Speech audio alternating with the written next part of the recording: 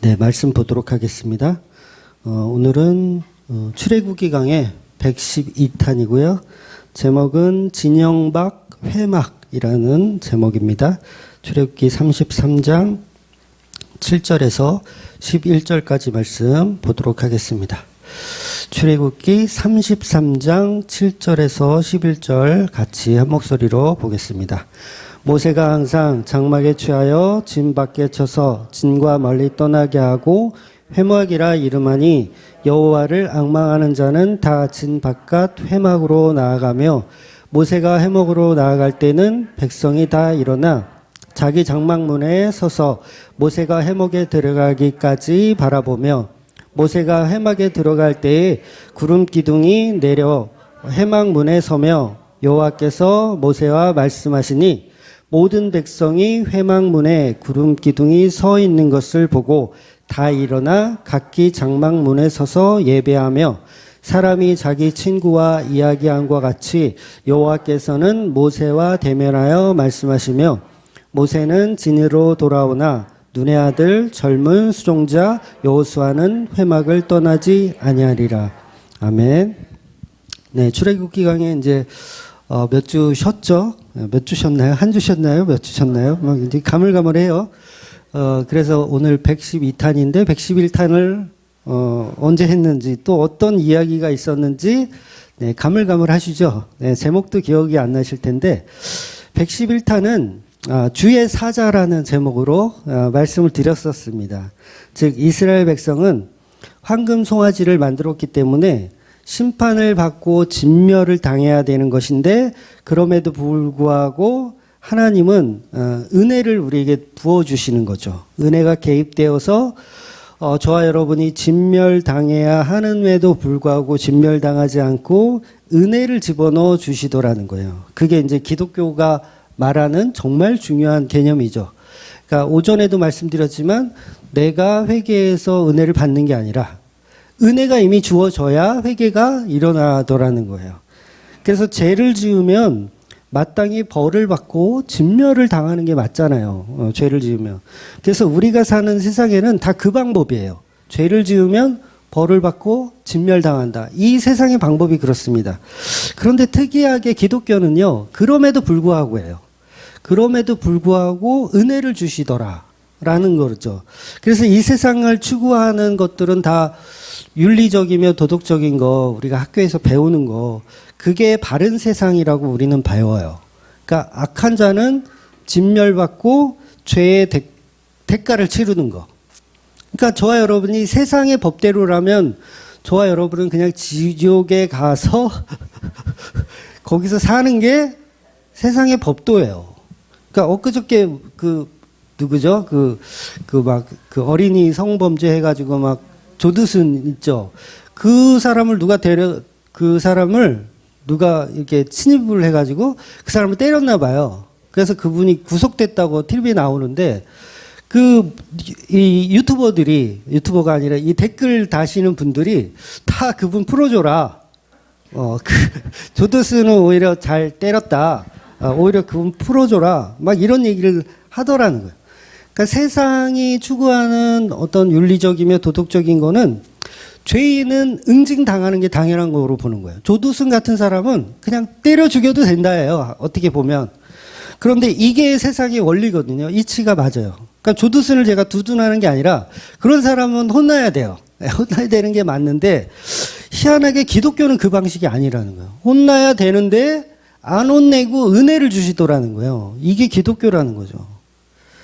그래서 아무리 악하게 살아도 회개하며 예수를 믿은 사람에게는 구원이 주어지는 게 기독교라는 거죠. 참 이상하죠? 참 이상한데 이게 기독교라는 거예요. 그래서 저도 이런 얘기를 안 하면 좋거든요. 안 했으면 좋겠어요. 그냥 나쁜 짓을 하지 마세요. 나쁜 짓 하면 지옥 갑니다. 이게 얼마나 편해요. 이런 설교를 하는 게. 그런데 뭐 나쁜 짓을 했는데도 불구하고 하나님이 뭐 은혜를 주셔서 살려주시고 막 이렇게 납득되지 않은 이야기를 설명하려니 힘들잖아요. 제가 얼마나 힘들겠어요. 근데 성경이 다 그 얘기를 하더라는 거죠. 죽어 마땅한 자를 죽이지 않고 살려주시더라는 거예요. 그래서 아무리 악하게 살았어도 은혜 받은 자는 살더라는 겁니다. 세상 사람들은 그런 말도 안 되는 교리를 좋아할까요? 싫어하는 게 당연한 거예요. 아니, 마저 죽어야 할 죄인들은 죽어야지. 왜 살려줘? 하고 싫어하는 거예요. 그러니까 예수님이 오셔서 뭐라고 얘기해요? 나를 믿으면 죽어도 산다. 아무리 죄인이라도 나를 믿으면 천국 간다. 이 얘기를 하니까 세상에 이치하고 맞지 않는 거예요. 그러니까 어떻게 해야 돼요? 이상한 얘기 하지 마. 그러면서 그 예수를 십자가에 달아서 죽이더라는 거예요. 엉뚱한 얘기하지 마. 세상의 이치는 그렇지 않아. 세상의 이치는 죄인은 죽어서 진멸하는 게 맞는데 자꾸 은혜를 설명하는 거예요. 예수님은. 왜 자꾸 은혜를 설명하냐고 그러면서 그 예수를 십자가에 못 박아 죽이더라는 거죠. 그러니까 세상의 논리와 다른 복음을 예수님은 말씀하시더라는 거예요. 그래서 대다수의 사람들은 이런 기독교적 논리를 부정하는 게 맞아요. 그러니까 세상 사람들은요, 기독교 교리를 이야기하면 부정해야 그게 정상적인 세상 사람인 거예요. 그러니까 저와 여러분이 오히려 비정상적인 이 사회와 다른 이치를 가지고 있는 구별된 사람들이라는 거죠. 그래서 세상의 논리는 권성징악 같은 거를 선호하죠. 그런데 진리는 예수님의 말씀이신 은혜를 통해서 구원을 받는다고 설명을 하는 거예요. 마가복음을 보겠습니다. 마가복음 16장 15절 16절을 보면 같이 읽을게요. 또 이르시되 너희는 온 천하를 다니며 만민에게 복음을 전파하라. 믿고 세례를 받는 사람은 구원을 얻을 것이요 믿지 않는 사람은 정죄를 받으리라. 벌써 이게 말도 안 되는 소리를 예수님이 하시는 거예요. 믿고 세례를 받는 자는 구원을 받고 믿지 않는 자는 정죄를 받는데요. 정죄는 누가 받아야 돼요? 조두순이 받아야 되죠.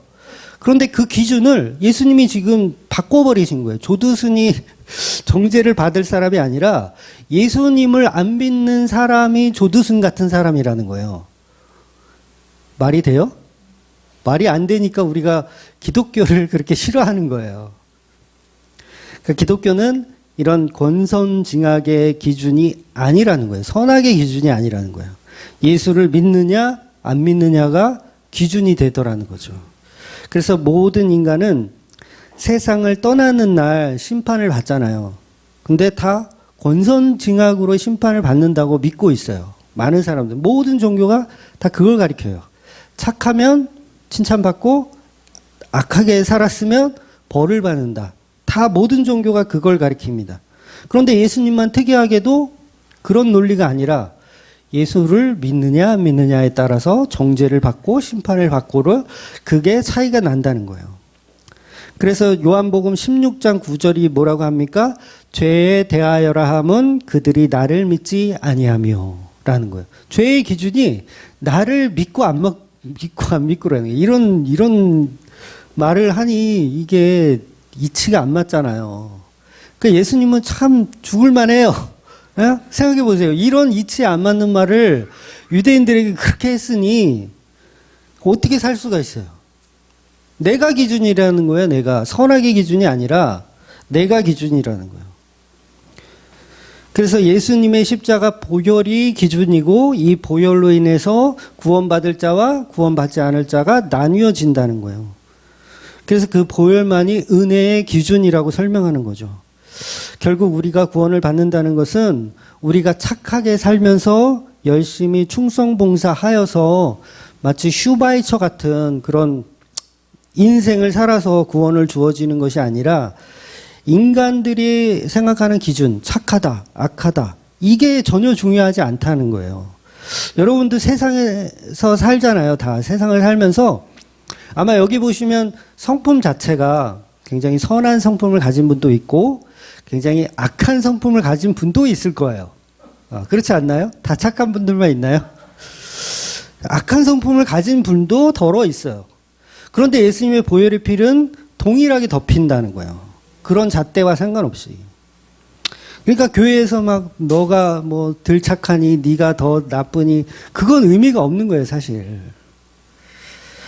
그래서 예수님의 은혜가 개입된 사람이 착한 사람이에요. 네, 쉽죠? 예수님의 은혜가 개입되면 착한 사람이에요. 그러니까 뭐 조두순을 얘기해서 죄송한데 조두순도 정말 예수님을 믿는다면 그분도 착한 사람이 되는 거예요. 그 개념인 거예요. 즉 하나님의 언약적 선택에 묶임받은 백성들은 그들이 어떤 일을 하든 상관없이 그냥 은혜가 주어지더라는 거예요. 그래서 그들이 악행을 하더라도 심지어 황금 송아지를 만들더라도 은혜가 개입된 사람은 구원에 내시는 거예요. 그게 성경의 결론이에요. 그러니까 우리가 지금 황금 송아지를 만들어서 죄를 지었잖아요. 그런 죄 짓지 마. 요게 결론이 아니에요. 여러분 잘 이해하셔야 돼요. 황금 송아지 얘기 지금 계속 드리고 있는데 황금 송아지를 만들어서 내 안에 하나님을 내가 만들어서 그걸 섬기고 그게 죄입니다. 그러니 우리 그렇게 하지 맙시다로 끝나면 그거는 복음이 아닌 거예요. 그게 아니라 그럼에도 불구하고 예수 그리스도의 보혈의 피가 황금 송아지를 만든 저와 여러분을 구원하십니다요. 요게 복음이라는 거예요. 즉 하나님의 언약적 백성이냐 아니냐에 따라서 은혜가 주어지고 안 주어지고가 결정이 되더라는 거예요. 그래서 우리는 우리의 악행 때문에 진멸되는 게 당연하지만 예수님의 은혜가 부어진다는 거죠. 그래서 이 말은 착하게 살지 말라는 말도 아닙니다. 또 잘못 오해하면 우리 목사님이 착하게 살지 말라 그랬어. 그래서 막 운전할 때도 막 욕하고 왜 끼어들어 이씨 그러면서 막 욕하고 이렇게 살아도 된다 그랬어. 이렇게 착하게 살면서 교회 생활도 잘 하시고 구제도 하시고 봉사도 하시고 그렇게 사세요. 그렇게 사는 게 인간의 도리이지만 그게 복음은 아니란 얘기를 드리는 거예요. 그 인간의 은혜 중심, 인간들이 만들어내는 어떤 무엇이 아니라 예수 그리스도의 십자가 은혜로만 우리는 의인이다라는 칭함을 받더라는 거예요. 그렇게 예수님을 통해서 회복을 말씀하시는 내용, 이게 성경 전체의 본질입니다. 그러니까 황금 송아지를 이스라엘 백성이 만들었잖아요. 왜 만들었을까요? 자기가 만든 하나님이에요. 한마디로 잘 먹고 잘 살기 위해서 만든 황금 송아지였어요. 그래서 진멸당해야 마땅함에도 불구하고 보혈의 은혜가 그들에게 덮이더라는 거죠. 그래서 하나님은 예수님이라는 말씀이 육신되어 오신 그 분이, 인자이신 그분이 은혜로 이 땅에 오셨다라는 것을 설명해 주는 거. 그게 이제 주의 사자, 지난주에 봤던 주의 사자의 개념이고, 그 약속의 땅을 허락해 주신다라는 개념을 설명하는 거예요. 그래서 이것이 이제 지난주 말씀인데, 그 중에서, 지난주 말씀 중에서 중요했던 게 뭐냐면, 여호와 하나님께서 무슨 얘기를 하시냐면, 나는 너희와 같이 가지 않겠다. 요 말씀을 하시더라는 거예요. 요게 지금 중요한 포인트예요. 그 이유는 하나님이 함께 가시면 이스라엘 백성들은 또 죄를 짓잖아요. 지을 거잖아요. 그럼 어때요? 하나님의 진노를 피할 수가 없죠. 결국 하나님이 함께 가시면 이스라엘 백성들은 100% 진멸당해요. 왜냐하면 계속 인간들은 회개한 것 같으면서도 또 황금송아지 또 만들어요. 다 믿는 것 같은데, 안 그럴 것 같은데 또 돌아서면 황금송아지를 또 만들더라는 거예요. 그러니까 하나님이 같이 갔다가는 나만 할 인간이 없는 거죠. 그래서 하나님 같이 안 가시는 거예요. 그래서 주의 사자를 보내서 그 주의 사자를 통해서 약속의 땅에 들어가는 방식, 이게 바로 예수님 방식인 거예요. 하나님이 직접 오셔서 이 땅을 심판하시는 것이 아니라 말씀이 육신되어 오신 그 예수가 이 땅에 오셔서 그분을 통해서 구원을 이루어내시는 방식. 그래서 하나님의 개입은 주의 사자의 방식이에요. 그리고 그 임재의 방식으로 표현하는 거예요. 이걸 성육신이라고 하는 거죠. 그래서 오늘 본문에 보면 모세가 하나님과 친구처럼 대면하여 봤다라고 표현하죠. 이 부분이 신학적으로 굉장히 이게 어려운 난제예요.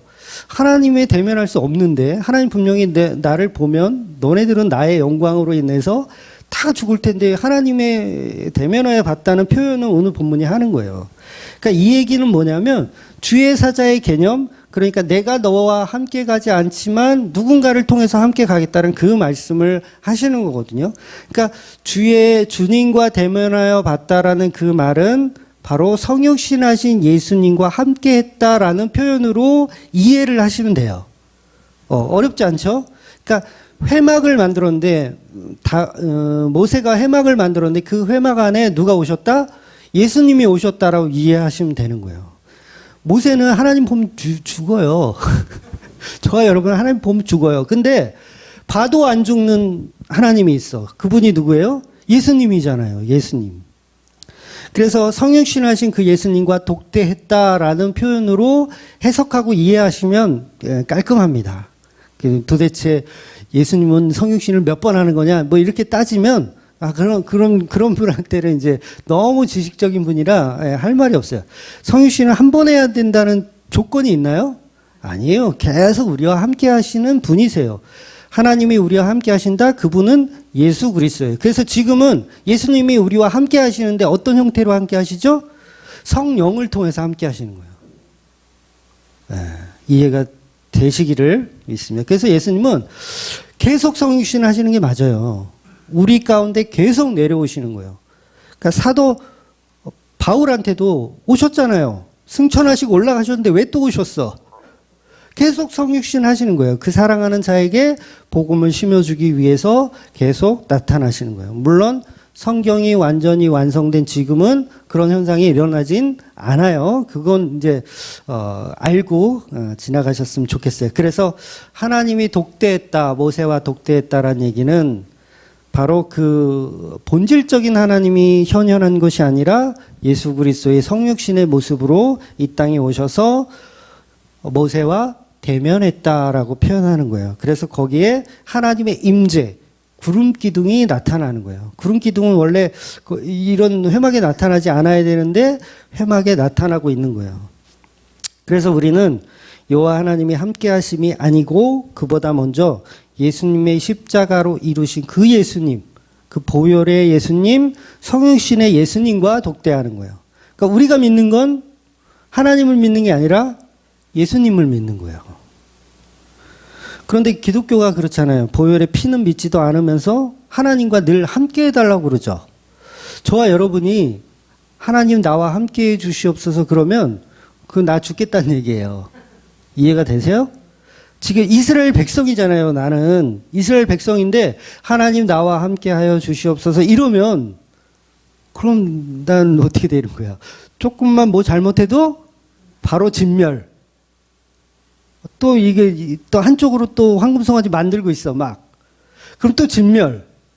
그래서 우리가 하나님과 함께 하신다는 그 표현 속에는 뭐가 있어야 되냐면 예수 그리스도를 통한 함께 하심. 예수 그리스도의 영, 성령을 통한 함께 하심. 하나님의 말씀, 성경을 통한 함께 하심. 그렇게 이해를 하셔야 돼요. 무턱대고 그냥 하나님 나와 함께 해달라고 하면 우린 죽는 거예요. 그러니까 하나님이 함께 하시면 시한폭탄을 여기 목에다 메고 사는 거랑 똑같죠. 수틀리면 바로 진멸이니까 마음으로 음욕을 품었다. 그럼 바로 이 시한폭탄 터지는 거 아니에요. 그래서 하나님이 저와 함께 해 주시옵소서라는 표현 속에는 반드시 예수 그리스도의 성육신이 포함되어 있어야 한다는 겁니다. 그걸 다른 말로 성령 충만이라고 그러는 거예요. 성령 충만하다 이 말은 여호와 하나님이 나와 동행한다라는 표현이 아니라 예수의 영이 예수의 말씀이 나와 함께 하신다는 거예요. 그걸 성령 충만이라고 하는 거예요. 그래서 하나님이 함께 하시면 우리는 하루에도 12번씩 죽어요. 진멸당합니다. 그러니까 죄인들에게는 말씀이 육신되어 오신 여호와 하나님인 인자가 필요한 거예요. 인자, 사람의 아들. 우리와 똑같은 모습의 형상을 한 하나님이 필요한 거예요. 하나님이 하나님의 형상으로 우리를 찾아오면 우리는 녹아져서 죽어야 되는데 우리와 같은 인자의 모습으로 오신 그 예수님이 오셔야 함께 하시는 게 돼버린다는 거죠. 그래서 우리가 예수님을 만나도 성령을 만나도 우리의 입술의 고백은 늘 뭐가 돼야 되냐면 하나님 나와 함께하여 주시옵소서가 아니라 나는 죄인으로소이다. 나를 떠나소서. 이런 고백을 해야 돼요. 그러니까 하나님 나와 함께하여 주시옵소서가 아니라 하나님을 만나면 저는 죄인으로소이다. 나를 떠나소서. 이런 고백을 하는 게 기초예요, 기초. 근데 그런 기초도 전혀 모르는 상태에서 그냥 하나님 나와 함께 하셔서 내게 능력을 주셔서 내가 하는 모든 것을 하나님 책임져 주시고 우린 다 그렇게 생각하고 있잖아요. 그런데 믿음의 기본은 나는 죄인으로소이다. 나를 떠나소서라는 고백이 이제 믿음의 출발이라고 할 수 있는 거예요. 그래서 베드로에게도 베드로가 예수님 처음 만났을 때도 그 고백을 하는 거예요. 나는 죄인으로소이다. 나를 떠나소서. 그런데 전부 우리는 하나님이 함께 하시는 것만 그냥 좋아해요. 자기가 죄인인 걸 모르는 거죠. 그러니까 날마다 우리는 하나님이 함께 하시면 진멸당해야 하는데 하나님은 그렇게 함께 하시지 않고 말씀이 육신되어서 함께 하신다는 거죠. 예수님의 영으로. 그래서 오늘날 성령이 우리와 함께 하신다는 것은 성경이 말하는 복음을 이해하는 것과 같아요. 그러니까 성령을 받은 사람만요, 복음을 이해하게 되어 있어요. 안 그러면 이해를 못 합니다. 그래서 그 복음의 결론은 예수 그리스도의 십자가밖에는 없는 거예요.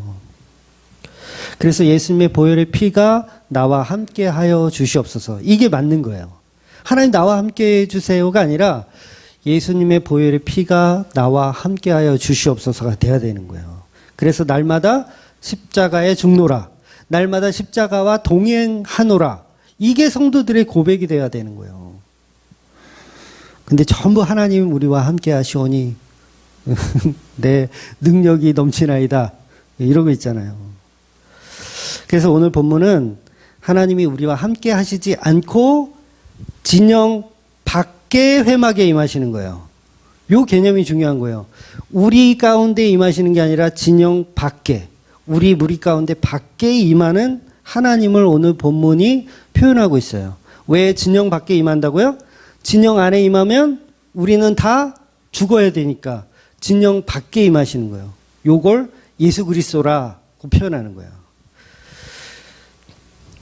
그래서 이스라엘 백성의 진영 속이 아닌 중보자 모세가 있는 진영 속, 이걸 이제 회막이라고 지금 표현하고 있어요. 거기에 친구이신 여호와 하나님이 만나주시는 거예요. 모세를 만나주시는 거.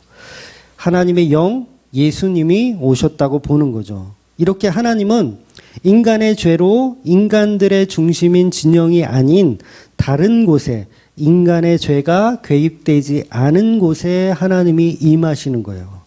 결국 하나님은 인간이 원하는 곳에 임하지 않습니다. 이게 중요한 거예요. 하나님이 좀 여기 좀 임했으면 좋겠는데 거기에 안 임하신다는 거예요. 인간이 원하는 곳에 임하지 않고 하나님은 하나님이 원하는 곳에 임하세요. 그래, 인간들이 원하는 곳은 다 죄로 가득한 곳이잖아요. 우리가 하는 기도 자체가 벌써 보면 전부 죄로 가득한 기도 아니에요? 차라리 기도를 안 하니만 못한 기도를 해요, 우리가. 하나님 여기 오셔서 여기 능력 주셔서 무슨 일을 다 해결해 주시옵소서라는 식이에요. 그러니까 우리가 복음을 알면, 복음을 좀 알았더니 목사님 기도할 게 없는데요? 이거 기도 안 하면 죄를 짓는 거 아닌가요? 이런 질문 많이들 하시잖아요. 그 말이 나온다는 얘기는 그동안 나를 위한 기도만 잔뜩 했다라는 거예요. 나의 정욕을 쓰기 위한, 나를 위한 기도만 잔뜩 했기 때문에 목사님 기도할 게 없는데요? 이런 얘기를 하더라는 거예요. 그러니까 평생을 죄로 가득한 기도만 했던 거죠. 그러니까 황금 송아지를 만들어 놓고 이 황금 송아지에 하나님 임하여 주시옵소서, 요런 기도만 평생을 한 거예요. 그러니까 이 황금 송아지가 다 부셔지고 깨졌어. 그러니까 이게 기도할 데가 없네? 기도할 게 없네? 황금 송아지가 부서지니까? 그러면 뭔가 하긴 해야 되는데 우리는 어디다가 예배를 해야 되는 거야? 황금송아지 있으면 황금송아지에게 절하고 황금송아지에 복을 달라고 하면 되는데 이거를 모세가 와가지고 다 깨부셨단 말이에요. 그럼 우리는 어떻게 해야 되는 거야? 이거 할 데가 없잖아요. 그러면 목사님한테 전화해서 목사님 기도할 게 없는데 이래도 되는 건가요? 라고 질문하더라는 거예요. 그러니까 허전한 거죠. 황금송아지가 있다 없으니까 허전한 거예요. 도대체 어디다가 예배를 드려야 되는지, 어디다가 기도를 해야 되는지. 그런데 황금송아지가 사라진 그 자리에 하나님의 영이 임하는 게 아니라 진영박 회막에 하나님이 임재하시더라는 거예요. 그래서 우리는 그동안 너무 엉뚱한 황금송아지 앞에 그 앞에 예배하고 기도하고 신앙생활을 했다라는 거예요. 그래서 하나님이 그런 우상숭배하는 자들을 진멸하시는 거예요. 진멸하시는 거. 그런데 어떻게 해요? 진멸할 수는 없잖아. 계속 다 죽여버릴 수는 없잖아.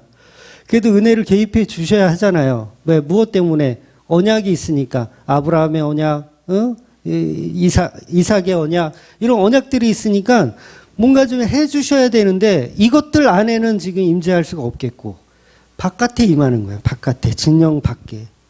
그래서 오늘 본문에 나오는 회막이라는 단어를 이거 좀 오해하시면 안 되는데 우리가 지난번에 계속 출애굽기 보면서 성막에 관한 이야기를 굉장히 오랫동안 말씀을 드렸잖아요. 그러니까 성막 아닙니다. 그러니까 하나님이 너는 금으로 은으로 뭐 천막을 쳐서 뭐 몇 겹으로 해서 그 성막이 아니에요. 지금 이 성막은 아직 만들어지지도 않았어요. 그냥 이렇게 만들어라라는 말씀만 있은 거고 아직 만들지를 않았습니다. 그러니까 36장부터 이제 만들 거예요. 36장부터 만들 거고 오늘 모세가 만든 이 회막은 뭐냐면 그냥 작은 텐트라고 생각하면 돼요. 천막이에요. 조그만 천막이라고 생각하시면 돼요. 그 천막을 진영 밖에다 만들었더니 거기에 하나님이 임재를 하시더라는 거예요. 그러니까 인간들은요, 하나님이 은과 금으로 성막을 만들어라. 그럼 내가 거기에 임재하겠다라고 했는데 성막을 안 만들고 뭘 만들었어요? 황금 송아지를 만들었잖아요. 그러니까 하나님이 거기에 임재 안 하시는 게 당연한 거예요. 그래서요, 이 하나님의 임재, 이 성막은요, 어떻게 보면 계속 움직이는 거예요. 움직이는 거. 그러니까 성전은 움직이지 않는 건축물이잖아요. 근데 하나님의 시각에서는 성전은 움직입니다. 움직여요. 그러니까 에스겔서에도 보면 하나님의 영광이 예루살렘 성전을 떠나죠. 이거 들고 날아가는 거예요. 어디론가 날아가요. 떠나는 거예요. 성전을 움직이는 거예요. 그 뭐 하울의 움직이는 성 아세요? 그런 것처럼 성이 움직여요. 떠나는 거예요. 움직이는 성전. 그래서 움직이는 성전의 개념이 또 예수님이죠. 예수님만이 진정한 성전이라는 거예요. 그래서 성막의 기준은 성막을 딱 지어놓고 동서남북으로 12지파들이 다 이렇게 그 성막을 중심으로 있어야 되는데 진영을 짜고 있어야 되는데 그 가운데 황금송아지를 만들었기 때문에 그게 이제 부셔지고 하나님은 거기 임재 안 하고 다른 곳에 임하시는 거죠. 그리고 그곳에 모세가 하나님과 대면하여 보는 거예요. 그러니 오늘 본문이 말하고 싶은 것은 인간의 죄로 인해서 성막은 깨어졌다는 거예요. 저 성전 헐어버려라. 내가 다시 짓겠다. 그 성전이 무너졌다라는 거예요. 아직 성막은 짓지도 않았는데 이미 인간들의 죄로 성막을 다 무너뜨려 놓은 거예요. 황금 송아지로 인해서. 그래서 구원은요, 진영 안에 없습니다. 구원은 진영 안에 없어요. 구원은 진영 바깥에 있어요. 이게 무슨 말이냐면 우리 인간들이 추구하는 것에는 구원이 없어요. 우리 인간들은 윤리나 도덕 뭐 그런 걸 아까 서론에 말씀드렸죠. 그런 것에 구원이 있다라고 얘기하지만 성경은 거기에 구원이 없다. 인간이 추구하는 사상에는 구원이 없고 진영 밖에 구원이 있다라고 얘기하는 거예요.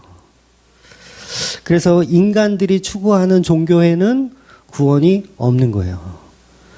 오직 그 종교 바깥에 있는 어떤 현상. 그게 바로 생명이죠. 생명의 예수 그리스도에게만 구원이 있는 거예요. 그래서 종교든 철학이든 전부 인본주의잖아요. 인본주의에는 구원이 없는 거예요. 인본주의는 말 그대로 인간을 위한 도구들일 뿐입니다. 거기에는 구원이 없어요. 그래서 종교 통합 같은 거, 뭐 WCC 막 이런 거, 그런 거 절대 해서는 안 되는 거예요. 거기에는 구원이 없어요. 인간들이 모여서 우리 종교도 좋은 점, 너네 종교도 좋은 점, 우리 같이 합심해서 뭔가를 이루어 보자라고 하는 그 모임 자체가 이 악마적 모임이 될 수밖에 없는 거예요. 그래서 교회는 인간의 방식으로 운영되지 않아요. 오직 성경의 방식대로만 운영됩니다. 그리고 교회는요, 진짜 예수 그리스도의 몸된 교회는요, 정부의 간섭도 사실 받을 필요가 없어요. 예, 제가 감히 말씀드려요.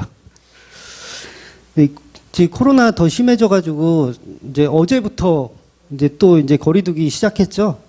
그래서 교회는 좀, 제가 이렇게 봤더니, 교회는 70% 지금 제한됐거든요. 70%, 그러니까 뭐 방역 안 받은 사람 포함되면 30%였나?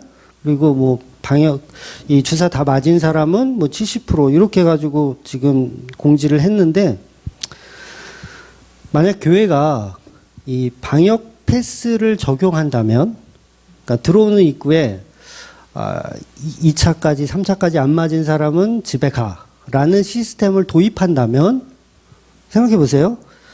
그건 너무너무 불행한 일이에요. 예배를 드리는 기준을 정부에서 정해주는 거잖아요. 너는 예배 드리지 마. 너는 예배 드려. 정부에서 정해주는 거예요. 이건 굉장히 끔찍한 일이에요. 그러니까 교회는 예수님이 주인인데 정부가 주인이 되려고 하는 거죠. 저는 지금 절대 정치적인 이야기 하는 거 아닙니다. 교회는 세상과 다르다라는 걸 설명드리는 거예요.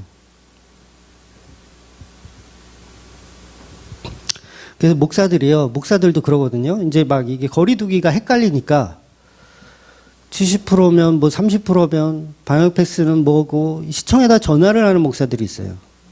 우리 교회 몇 명 모여야 되냐? 뭘 해야 되냐? 이렇게 전화해서 물어보는 목사들이 있어. 시청 직원한테 교회 예배 어떻게 드려야 되냐고 물어보는 목사가 있다고요, 여러분. 이게 뭐예요? 이미 교회 아닌 거예요, 거기는. 이미 교회 아닌 거예요. 굉장히 불행한 일이에요. 공무원이 예배 드릴 인원을 정해준다. 그 신앙이 일도 없는 거죠. 신앙이 일도 없는 거예요. 차라리 그냥 북한처럼 지하교회를 하는 게 낫지. 우리는 그냥 다 거짓말하고, 지하교회는 말 그대로 거짓말하는 곳이에요. 우리 예배 안 들어요. 그리고 지하로 들어가서 예배 드리는 그분들이 지하교회라고, 북한의 지하교회. 차라리 그분들이 현명한 거예요. 근데 우리는 막 시청에 전화해서 우리 몇 명 예배 드려야 돼요? 이렇게 물어보는 목사들. 아, 주여. 과연 그 교회에서 어떤 복음이 전해질까? 저는 의심스럽습니다. 예배 문의를 정부의 시청 직원한테 물어보는 거, 그거 이미 예수님의 몸된 교회가 저는 개인적으로 아니라고 생각해요. 우리가 성탄절에 안 모이기로 했죠. 근데 잘 이해하셔야 돼요. 정부에서 너네 성탄절 모임 하지 마. 그래서 안 하는 게 아니에요. 교회 자체 내에서 안 하는 게 더 낫겠다라고 판단을 해서 안 하는 거예요. 오해하지 마세요. 아, 우리 목사님이 결국 정부의 탄압에 못 이기고 성탄절 예배를 없애셨구나. 아니요, 그렇지 않아요. 그런 게 아니라 교회는 교회가 결정하는 거예요. 교회들이 결정하는 거지, 그걸 시청 직원한테 물어봐서 우리 성탄절 예배 드려도 되나요? 뭐 밥 먹어도 되나요? 그런 걸 물어보는 곳이 아니라는 거죠. 그러니까 밥 먹고 안 먹고는 교회가 결정하는 거예요. 앞으로도 마찬가지입니다. 정부 방침이 어떻게 나오든 저는 그거에 별로 관심 없어요. 그냥 우리 교인들이 코로나에 안 걸리고 건강하게 예배 잘 드릴 수 있는 방법을 찾아가는 거지 정부에 소속되어서 그분들의 말에 따라서 교회를 운영하는 것이 아니라는 거예요. 절대 정치적 발언 아닙니다. 오해하지 마세요. 어차피 여당이나 야당이나 이번만큼 정말 개인적으로 30년 가까이 선거를 해봤지만 이번만큼 찍을 사람 없는 선거도 없더라고요. 그래서 제가 쓸데없는 얘기를 좀 했지만 그래서 구원은 세상 밖에서 이루어진다는 거예요. 인간들의 무리들 밖에서 이루어진다는 거. 성도는 진영 밖에 계신 그 이루심의 눈을 들어보는 거예요. 진영 밖을 눈을 들어보는 거예요. 저기 모세가 저기 간다. 저 해막에 구름 기둥이 임하셨네. 그걸 보는 거예요. 그걸 보는 사람들. 진영 안에 있는 사람들끼리 수군거리는 게 아니라 예수를 바라보는 거죠. 진영 밖에 계신 그분, 바로 예수 그리스도죠. 그래서 오늘 본문은 진영 밖에서 구원을 이루어내시는 예수 그리스도를 표현하는 본문이에요. 이걸 성육신이라고 하고 오늘 모세가 대면하여 보신 그분이 바로 예수 그리스도를 대면하여 본 거예요. 바로 친구이신 예수님. 그러니까 하나님이 인간하고 친구가 되려면 어떻게 해야 돼요? 하나님이 인간이 되셔야 돼요. 이게 인자라고 표현하는 거예요. 내가 사람인데 개미하고 친구가 되고 싶어. 그럼 제가 개미가 돼야 돼요. 사람으로 개미하고 친구가 되려면 친구가 될 수가 없어요. 어머, 실수해가지고 밟았는데. 어머, 이거 나는 좀 먹을 것 좀 줄라 그랬는데 내가 좀 비스켓에 깔려 죽었네. 그러니까 친구가 되려면 내가 개미가 돼야 되는 방법밖에 없는 거예요. 그래서 하나님은 우리 인간들과 친구가 되기 위해서 인자, 사람의 아들로 이 땅에 오셨다는 거죠. 그래서 우리는 성막에 계신 하나님을 기다렸어야 되는데 기다리지 못하고 성막 대신 황금 송아지를 만들었기 때문에 예수님은 다른 데 임하시는 거예요. 그래서 다른 데 임한 그 예수님을 죄인들은 어떻게 해요? 부정하죠. 왜 우리 가운데 임하지 않으세요? 그리고 부정하는 거예요. 그러니까 유대인들이 왜 우리 가운데 우리가 만들어 놓은 성전에 임하시지 않고 왜 다른 곳에 임하나? 그래서 예수를 죽이는 거죠. 그래서 여전히 황금 송아지가 진짜라고 우기는 사람들이 있더라는 거예요. 아직까지도. 그래서 이건 유대인들만의 얘기가 아니라 저와 여러분들의 얘기라는 거죠. 한국교회 전체에게 주시는 말씀이기도 한 거예요. 여전히 우리는 황금 송아지를 만들고 그걸 하나님이라고 우겨요. 굉장히 잘 우겨요. 아직도 우겨요. 그리고 말씀이 육신되어 오신 예수님은 진영 밖으로 던져버리는 거예요. 그래서 여전히 예수님은 던져버리고 황금 송아지를 쓸고 닦고 향수 뿌리고 열심히 그러고 계셨죠? 아니에요. 금덩어리 더 받쳐서 황금 송아지 더 커져라. 네? 더 받쳐야 더 커지잖아요. 금덩어리 더 받쳐야.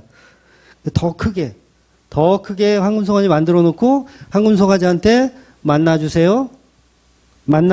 메추라기 주세요. 파 주세요. 마늘 주세요. 왜 이러고 있잖아요. 더 크게. 만사형통 주세요. 근데 실제로는 거기에 예수님이 없고 진영 밖에 계시더라는 거예요. 즉 인간들은 황금 송아지라는 죄 때문에 진짜 하나님을 죽이더라는 거예요. 히브리서 13장 11절에서 13절을 한번 볼게요. 히브리서 13장 11절.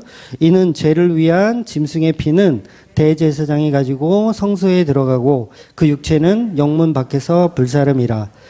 그러므로 예수도 자기 피로써 백성을 거룩하게 하려고 성문 밖에서 고난을 받으셨느니라.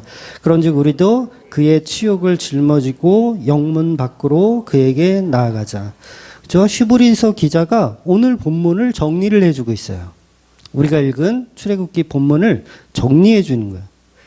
그러니까 히브리서 기자는 예수 그리스도의 피가 성문 밖에, 진영 밖에 버려져 고난을 받아 죽으셨다라고 표현하는 거예요. 그러니까 예수님은 성전에 있는 예루살렘에서 죽으신 것이 아니라 예루살렘 밖으로 벌어져요. 그래서 골고다 언덕을 올라가셔서 밖에서 죽으시는 거예요. 십자가는 예루살렘 안에서 죽는 게 아니라 밖에서 죽는 겁니다. 그래서 이걸 레위기서 같은 데 보면 이걸 속죄제라고 표현하거든요. 속죄제. 짐승들을 진영 밖으로 보내서 불살라 죽이는 방식이 속죄제의 방식이에요. 그 모형이 예수 그리스도의 십자가를 표현한 거죠. 그러니까 진영 밖으로 걸어가시는 예수님을 표현하는 거예요. 그래서 모세가 보세요. 지금 진영 안에 있다가 텐트를 막 주섬주섬 해가지고 거기를 막 밖으로 들고 가. 한번 상상을 한번 해보세요. 뭔가를 지금 막 텐트를 치려면 그래도 뭐고 장비가 있어야 되잖아. 그거를 막 짊어지고 혼자 어디론가 지금 진영 밖으로 질질질 끌고 가는 거예요. 이게 누구 표현하는 거예요? 예수님 표현하는 거예요. 진영 안에서가 아니라 진영 밖에서 뭔가를 이루기 위해서 걸어가시는 예수님. 그래서 텐트를 들고 걸어가는 거예요. 모세가. 그래서 이스라엘의 제사법 중에서도 보면 아사셀의 염소라는 거 들어보셨죠? 아사셀의 염소. 이 염소는 어떤 염소냐면 죄를 이 염소한테 전가해서 광야로 보내요. 진영 밖으로 보내는 거예요. 그럼 진영 밖에서 그 광야에서 헤매다가 결국은 죽어요. 이게 아사셀의 염소예요. 죽는 거예요. 광야에서. 예수님을 표현하고 있는 제사법이에요. 예수님은 진영 밖으로 나가셔서 진영 밖에서 돌아가시는 거예요. 이걸 속죄제라고 하는 거예요. 그러니까 아사셀의 염소도 속죄제의 한 방식이에요. 그러니까 포도원 농부의 비유에서도 포도원 주인의 아들을 죽이잖아요. 그때 이 죽인 이 아들을 어디다 버릴까요? 포도원 안에 묻을까요? 진영 밖으로 던져버리는 거예요. 요게 다 성경은 다 동일한 얘기를 하는 거예요. 진영 밖에서 죽으시고 진영 밖에서 하나님이 임하신다라는 걸 표현한 거예요. 이렇듯 예수님은 이 세상에 오셔서 황금 송아지로 인해 누명을 쓰시고 진영 밖으로 버려지시는 거예요. 그러니 하나님은 말씀이 육신되어 오셔서 세상에서 외면당해 마저 죽은 그 예수가 계신 곳에 구름 기둥이 임하는 거예요. 거기에 하나님이 임하시는 거예요. 예수님에게 십자가에게만 하나님이 임하시는 겁니다. 이렇게 예수님은 진영 밖으로 버려지는 십자가를 통해서 저와 여러분의 친구가 되어 주시는 거예요. 성경이 이야기하는 친구의 개념이 뭐였습니까? 우리가 요한복음에서 봤지만 친구의 개념은 친구를 위해 목숨을 버리는 자가 친구다. 이런 표현 하잖아요. 요한복음 15장 13절 사람이 친구를 위하여 자기 목숨을 버리면 이보다 큰 사랑이 없나니 즉 진영 밖에서 저와 여러분의 친구가 되어주신 분이 바로 성육신하신 예수님이라는 거예요. 그래서 오늘 본문의 진영 밖 회막에 하나님의 임재가 일어나는 것, 모세가 질질질질 끌고 지적 밖으로 나가는 그 일을 왜 하고 있어요? 이스라엘 백성을 구원하기 위한 어떤 제스처를 취하고 있는 거예요. 하나님이 그러거든요. 나는 너희와 함께 가지 않겠다. 그럼 뭐예요? 우리 다 진멸당해야 되는구나. 그래서 그걸 해결할 수 있는 유일한 방법을 모세가 표현하고 있는 거예요. 질질질질 끌고 가는 그 모습으로. 그래서 그 황금 송아지를 이제 부시고 그 황금 송아지를 대신할 수 있는 텐트, 대신할 수 있는 회막을 모세가 끌고 이 진영 밖으로 떠나가는 거죠.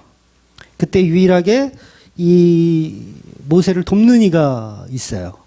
본문에 나오는 젊은 추종자 여호수아가 등장하는 거예요. 그래서 여호수아는 어떤 사람이죠?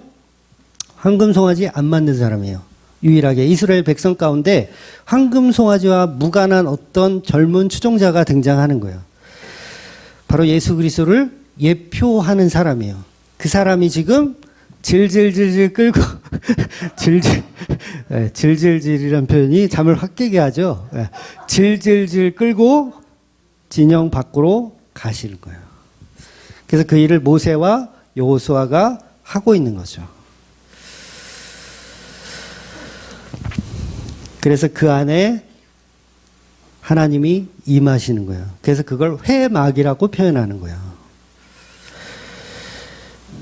그래서 우리의 예수님께서 주시는 진영 밖의 은혜 말고 우리는 우리 가운데서 진리를 찾으려고 하면 못 찾아요. 없어요. 예수님의 보혈 안에서만 진리를 찾을 수가 있습니다. 그런데 아직도 우리는 황금 송아지의 조건을 보면서 거기서 신앙하고 있다면 거기서 빠져나오셔야 돼요. 어떻게 해야 돼요? 질질질 끄고 진영 밖 회막으로 저와 여러분이 가야 돼요. 인간들 가운데는 구원 없습니다. 저는 그거를 믿습니다. 저에게의 구원은 오직 버려진 회막에만 있습니다. 저는 그곳으로 가겠습니다. 질질질 끌고 가는 그 모세와 여호수아의 모습을 발견하셔야 된다는 거예요. 그래서 그런 사람에게만 하나님이 친구가 되어 주신다는 거예요. 그러니까 저와 여러분이 예수님을 믿는다는 건 예수님이 저와 여러분을 위해 친구가 되기 위해서 성육신도 하시고 자기 목숨을 내어주어서 친구를 이루시는 그 예수님이라는 거죠. 그로 인해서 하나님의 은혜가 얼마나 큰지를 날마다 묵상하며 살아가시는 저와 여러분이 되시기를 주의 이름으로 축원드리겠습니다. 아멘. 기도하겠습니다.